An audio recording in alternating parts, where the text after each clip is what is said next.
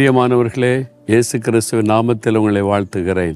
புது வருஷத்தில் 2வது நாளுக்குள்ளே வந்துட்டோம். ஆண்டவர் உங்களுக்கு கொடுத்த வாக்குத்தத்த ஞாபகத்தில் இருக்குதா?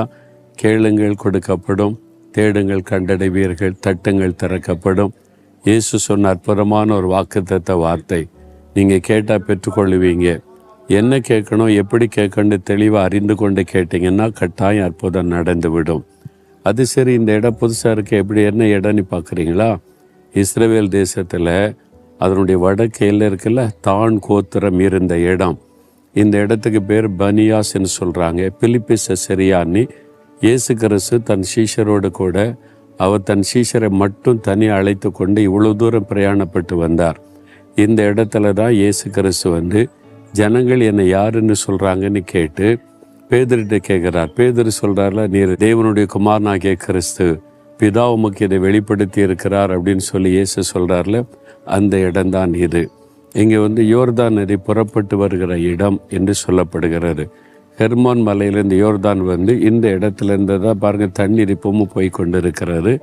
கலிலேயா கடலில் போய் கலக்கிறது. சரி, இந்த இடத்துல இருந்து கொண்டு உங்களோட பேசுவது எனக்கு அதிக சந்தோஷம். இன்றைக்கி ஆண்டவர் எனக்கு என்ன வார்த்தை வைத்திருக்கிறார்?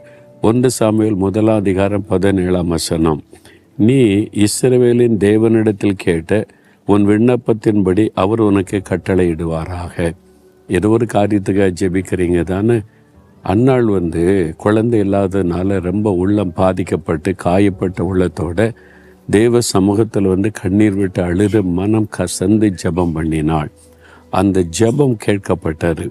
ஆண்டவர் உடனே ஜெபத்திற்கு தன்னுடைய ஊழியக்காரன் மூலமாய் பதில் கொடுக்கிறார். இஸ்ரவேலின் தேவனிடத்தில் வேண்டிக் கொண்ட உன் விண்ணப்பத்தின்படி உனக்கு கட்டளையிடுவார். நீ ஏதோ ஒரு காரியத்துக்கு வேண்டிக் கொள்றீங்கல்ல, ஆண்டவர் கட்டளையிடுவார். கேளுங்கள் கொடுக்கப்படும் என்று சொன்ன இயேசு நீங்கள் கேட்கிற காரியத்தில் அற்புதம் செய்து மகிழ பண்ண போகிறார். அந்நாளை ஆண்டவர் கடாட்சித்தார்.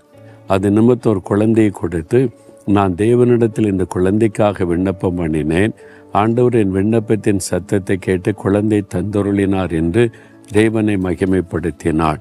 அதே மாதிரி நீங்கள் செய்ய போகிறீங்க. உங்களுக்கு என்ன வேணும் திட்டமாக கேளுங்க. அந்நாள் போய் கரெக்டாக ஒரு தெளிவான ஒரு திட்டமான ஜெபத்தை செய்கிறாள். ஒரு ஆண் குழந்தை எனக்கு கொடுத்தால் அந்த குழந்தை உமக்கே நான் தந்து விடுகிறேன் என்று பொருத்தனை பண்ணி கருத்தான ஜெபம் செய்தாள். நீங்களும் கேளுங்க, உங்களுக்கு அருளப்படும்.